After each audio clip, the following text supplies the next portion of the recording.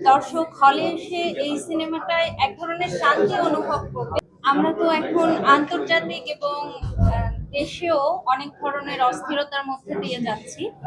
তো দর্শক হলে এসে এই সিনেমাটায় এক ধরনের শান্তি অনুভব করবে।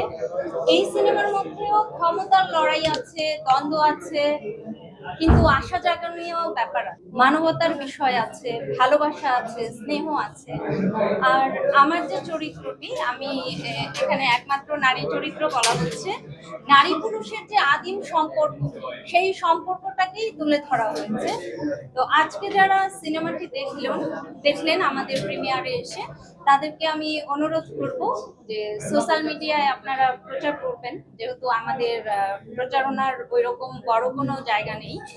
আর মিডিয়ায় আপনারা তো আছেনই, অবশ্যই ভালো করে প্রচার করবেন। আমি বিশ্বাস করি যে আমাদের সিনেমা সামনে এগিয়ে যাবে, ভালো কিছু হবে। দেশে দেশে সবার সাথে দ্য নিউজ।